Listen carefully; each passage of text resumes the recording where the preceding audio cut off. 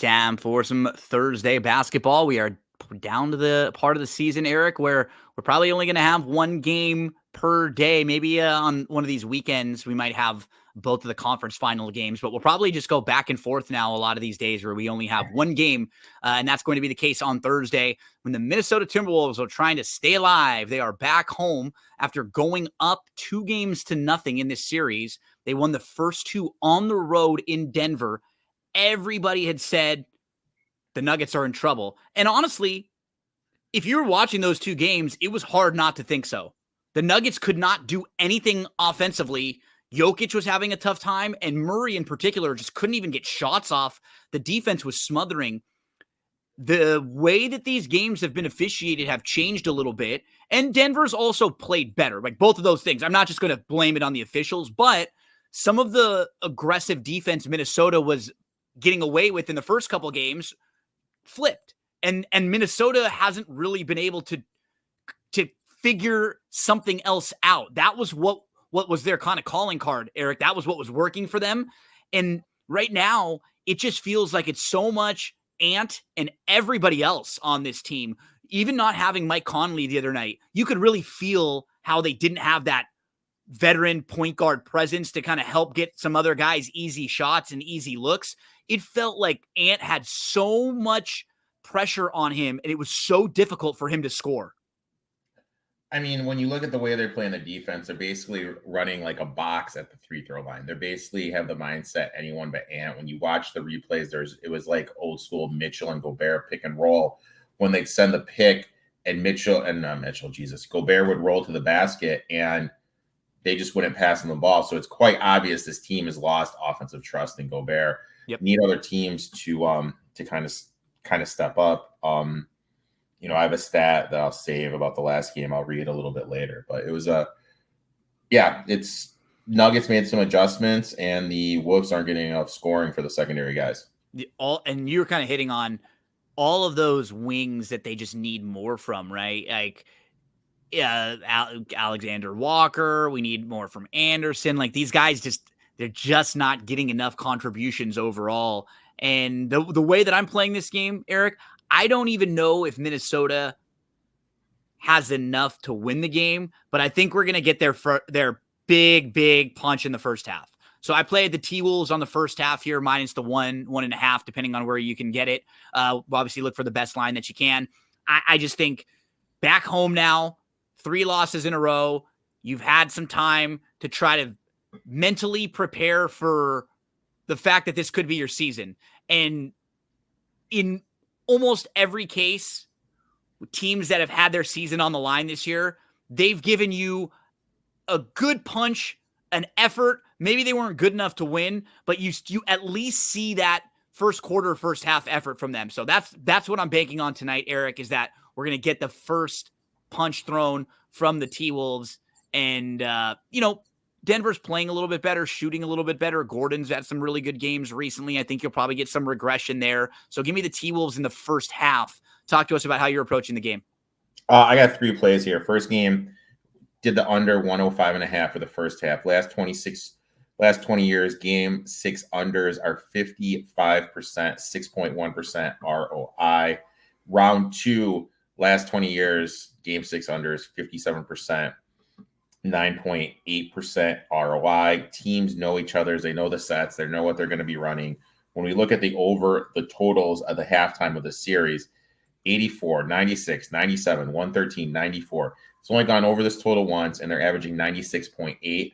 I think that Minnesota knows it can't get into a fast break type of game with them. It needs to kind of play what they're known for, that half-court kind of grimy style defense, because you don't want to go shot for shot with Jokic. So I played that. I played the first quarter. I got -0.5. I want to take the full game, but I can't trust Minnesota. I'm right there with you, right? We're on the same exact page. Like I just feel confident that you'll get that effort. But what we saw in games 3 and 4 a little bit, and in 5, but what starts to scare me is the thing that Denver did to the Lakers and what they've done to so many other teams over the last year and a half is down the stretch how well they execute. I mean, in the last 5 minutes of the game, they don't make mistakes. They don't miss shots. They get good looks. It's incredible. I mean, every game you'll watch, it'll be kind of close. And then that last 5 minutes, you'll see how they go 9 for 11 or, they'll 8 for 10. And you're just scratching your head like, what the hell happened? Like they just every single time down the stretch. I mean, that's what concerns me, right? What sticks out is when last game, Alexander Walker, 12 shots, Towns, 19 shots, Anthony Edwards, 15 shots. If they really want to win, they need to be doing more with Edwards. I know this little defense where they're just putting the box around the lane, not letting Edwards get to the hole and everything is tough, but there's simple schematic ways to get around it. One thing, you have to counter that. You can't just let them do that to you. You've got to get your guy. Now you tried that last game, right? It didn't work. You tried having Ant be the guy to be more of a facilitator and he took the double teams and he got Alexander Walker open shots, like you're pointing out, or he got some of his other guys open shots. That didn't work. Now you got to go. You have to make an adjustment. And the key thing about playoffs, and I think we're kind of seeing it with Oklahoma City, is it's about problem solving. At the end of the day, it's just about problem solving. How can you solve the problems that other teams are throwing at you?